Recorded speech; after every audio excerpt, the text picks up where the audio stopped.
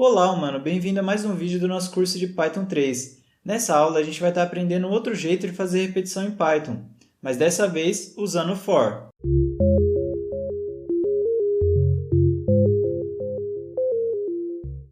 Bom, na aula passada a gente viu a repetição com while. Agora a gente vai estar vendo a repetição com for.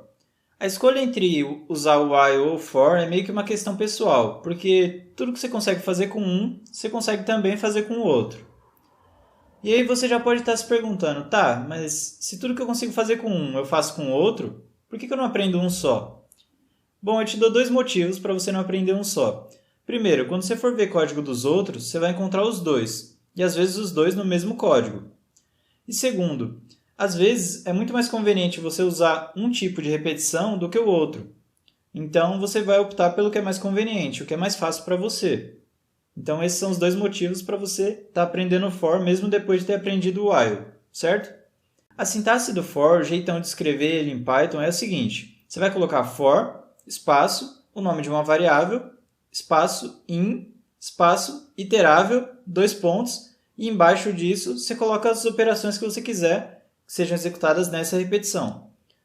É bastante coisa, é um pouquinho mais difícil do que o while, mas eu garanto que vai valer a pena, porque o for em Python ele é muito útil. Na verdade, em qualquer linguagem que eu já encontrei, o for é bastante útil. Bom, vamos começar pelo seguinte. O que é um iterável? Que é a primeira palavra nova aqui que aparece. Iterável ele é qualquer objeto que tem uma ordem para você acessar os seus elementos. Então, que objeto que a gente já viu nesse curso que tem uma ordem para acessar os elementos? A string. Por quê? Porque você tinha uma string lá e o primeiro elemento, que estava no índice 0, ele era um caractere. Aí o segundo estava no índice 1, era o caractere seguinte dessa string, dessa palavra ou desse texto, enfim. E assim por diante. Portanto, string é um iterável. Além do iterável, a gente tem que se preocupar também com a variável que está ali do lado do for. Essa variável ela vai assumir os valores que estão nesse iterável. Lembra, esse iterável é um conjunto de coisas e você vai acessando essas coisas numa certa ordem. Um exemplo que eu dei foi a string em que você vai acessando os caracteres, um por um. Essa variável ela vai estar assumindo o valor desses caracteres um a um. Então, em cada repetição do for, ela vai assumir um dos valores, ela vai assumir um dos caracteres na ordem da string, do começo para o final. Vamos ver um exemplo que vai ficar bem mais fácil.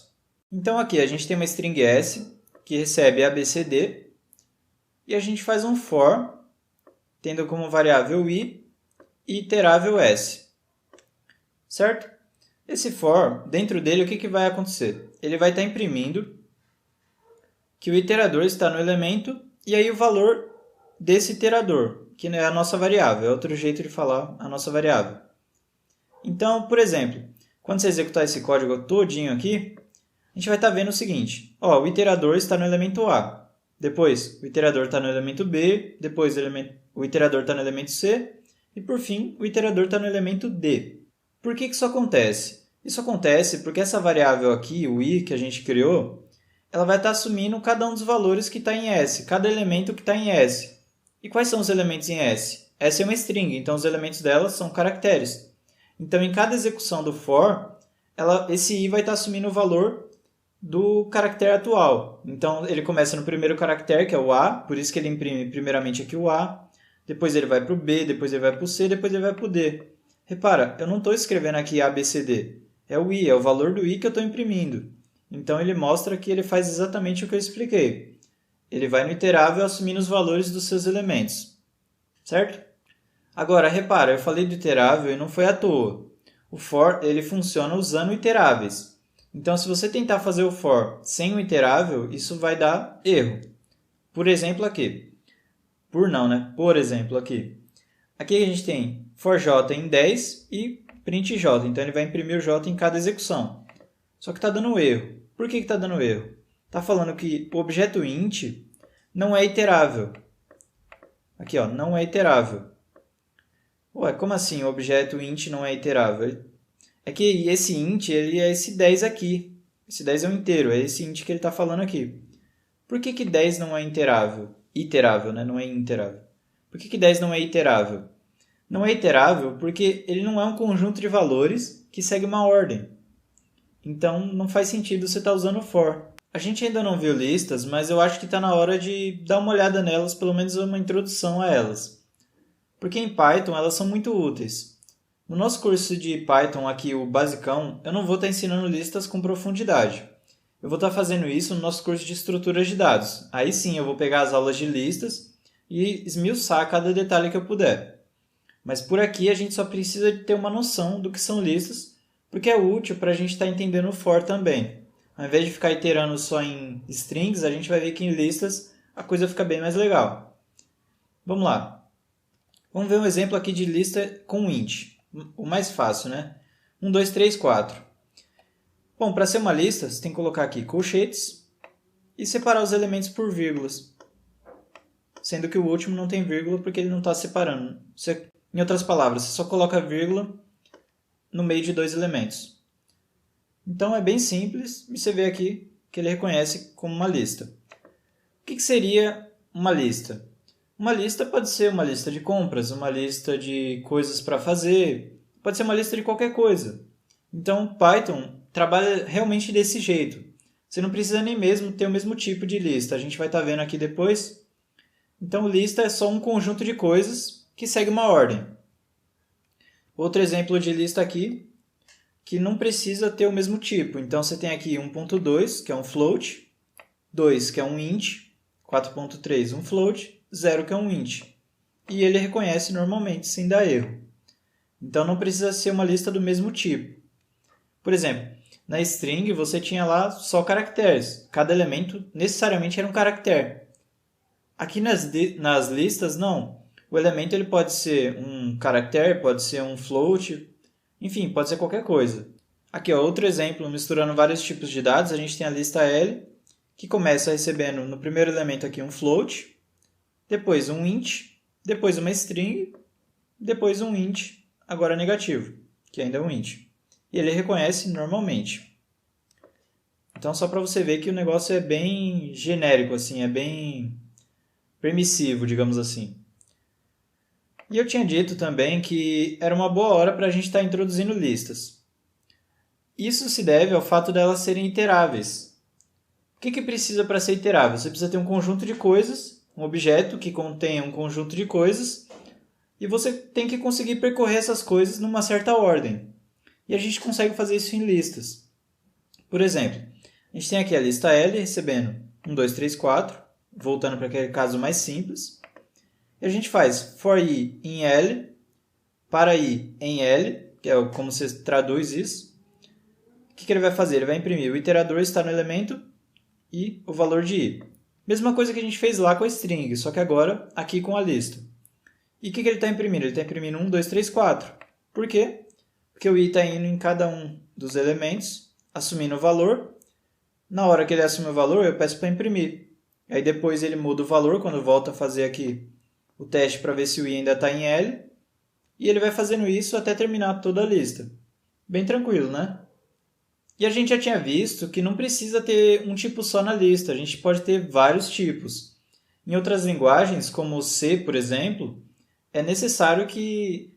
lá não tem lista em C, você tem vetores. Mas para o vetor, que é semelhante à lista aqui, é necessário que tenha o mesmo tipo. Em Python você já não tem essa obrigação, então é uma coisa muito mais flexível. E a gente pode estar também, quando você tem uma lista de vários tipos, a gente pode estar iterando do mesmo jeito. Então você faz for i em L, e aqui ó, o iterador está no elemento.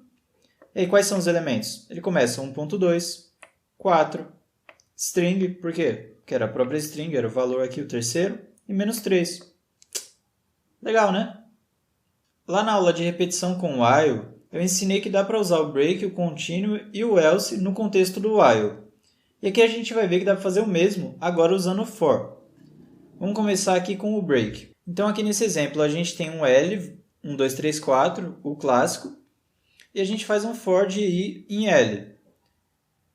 Se o i valer 3, a gente vai dar um break. E aqui embaixo a gente tem um print que vai imprimir de novo. O iterador está no elemento e agora o valor de i, que é o nosso iterável, é o nosso iterador. E aí, beleza. O que acontece? Se executando todo esse código, ele vai imprimir que o iterador está no elemento 1 e depois que o iterador está no elemento 2. Só isso. Mas ué, ele não tinha o 3 e o 4 aqui? Por que ele não imprimiu o 3 e o 4? Bom, ele não imprimiu o 3 e o 4 porque quando o i valia 3, ele entrou nesse if e aí executou o break. Uma vez executado o break, o que o break faz? Ele vai ignorar todos os caras abaixo que estiverem dentro da repetição e vai sair da repetição. Portanto, ele ignorou aqui quando o i valia 3, que era para imprimir que o i valia 3, e depois saiu do for. Então, se ele ignorou quando ele ia imprimir 3, depois saiu do for, aí não imprime o 4. Então, por isso que deu esse resultado. Um outro exemplo agora usando continue. De novo, L1, 2, 3, 4, for i em L. Agora, se o i valer 3, a gente dá um continue. É o mesmo código acima, só que ao invés do break, a gente tem um continue. Então, o que acontece? Você está imprimindo aqui, executando todo esse código, imprime o 1, o 2 e o 4.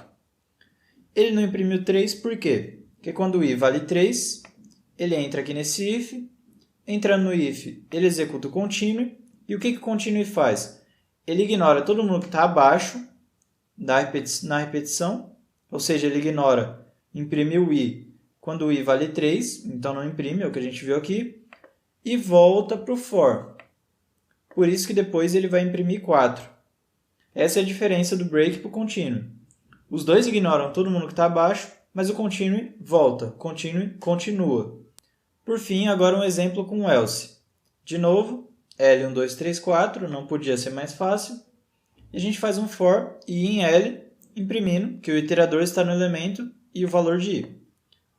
E depois a gente tem um else que imprime que saiu do for.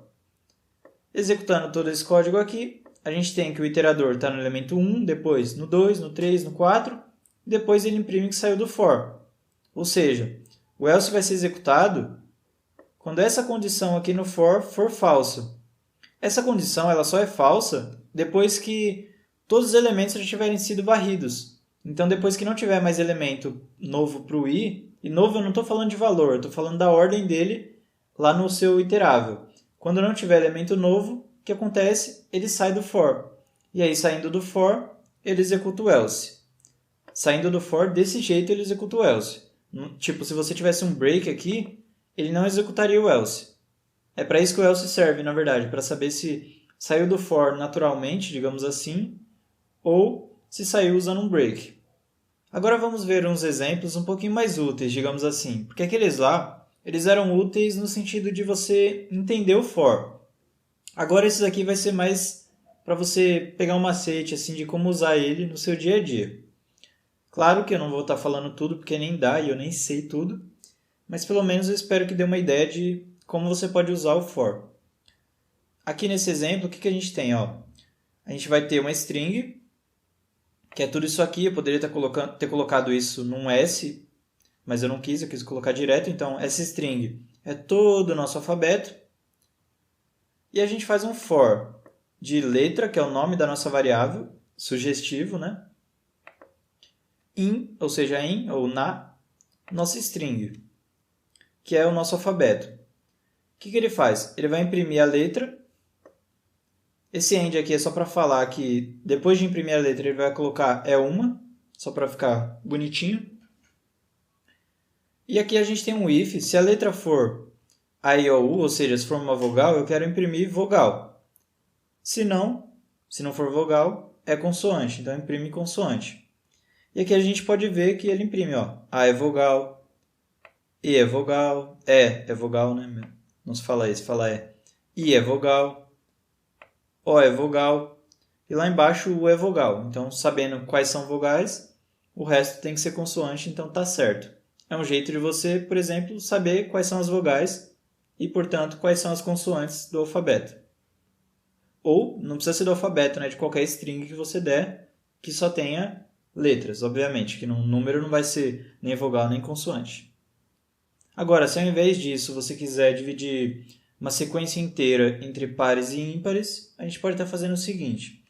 Um n, valendo 1, 2, 3, 4. Eu poderia ter colocado só a lista aqui direto, não quis. E a gente faz for i em n. A gente vai imprimir o i, que é o valor, aqui vão ser os valores 1, 2, 3, 4. O end, que é o que vai vir depois do i. Então vai falar sei lá, por exemplo, no primeiro caso, é, aí é o quê? Aqui a gente faz if e mod 2 igual a 0, ou seja, se for par, mod 2 é o resto da divisão. O resto da divisão por 2 vai ser 0, só se o número for par. Então ele vai imprimir que o número é par. Se não for par, a gente tem um else aqui para dizer que ele é ímpar. E executando esse código a gente vê, ó, 1 é ímpar, 2 é par, 3 é ímpar, 4 é par. Agora, a gente pode estar deixando esse código acima um pouquinho menor. Então vamos ver aqui como é que a gente deixa menor. A gente tem um for e in, de novo, aquela lista, ao invés de eu usar uma variável n lá que eu não estava usando mais para nada, que era a nossa lista, eu já faço ela aqui. E a gente imprime e faz só um if. O que esse if faz? Esse if, ele está vendo se o módulo de 2 é o quê? Porque não tem nenhuma comparação, né? Então, quando a gente fizer módulo, o módulo de 2 aqui no caso, ele vai retornar o quê? 1 ou 0, porque ele é par ou ímpar. Ou ímpar ou par, né? Invertendo a ordem do que eu falei. Então, esse retorno, o Python entende que tudo que é diferente de 0 é verdadeiro, e tudo que é 0, portanto, é falso. Então, aqui o que ele está falando? Se mod 2 igual a 1, ou melhor, se mod 2 diferente de 0, imprime in. E aqui embaixo imprime par. Por que isso? Porque tanto na palavra ímpar quanto na palavra par, você tem o par. Então, o par aqui vai ser impresso de qualquer jeito. Esse in só vai ser impresso se for ímpar. E quando que é ímpar? A gente viu aqui em cima que é ímpar quando o i mod 2 é diferente de 0. Aqui é o par e aqui é quando ele é diferente de 0. E aqui é justamente o que ele faz. Por quê? Porque esse teste ele vai retornar um valor. Esse valor, no caso, vai ser 1, se ele for ímpar. E 1 para o Python é verdadeiro. Então, você está falando assim, if verdadeiro, se if verdadeiro vai entrar no if. Então, ele vai imprimir o in. E a gente tem de novo o mesmo resultado. Aí, repara que poderia ser aqui no if i mod 2 diferente de 0. Mas usando esse recurso de que tudo para o Python que é diferente de 0 é verdadeiro, a gente não precisa estar escrevendo o diferente de 0. Então, fica um pouquinho mais curto. É só um jeito frescurento de escrever. Se esse vídeo foi útil, dê o seu like e se inscreva no canal para acompanhar nosso trabalho. Muito obrigado pela atenção e que a programação esteja com você.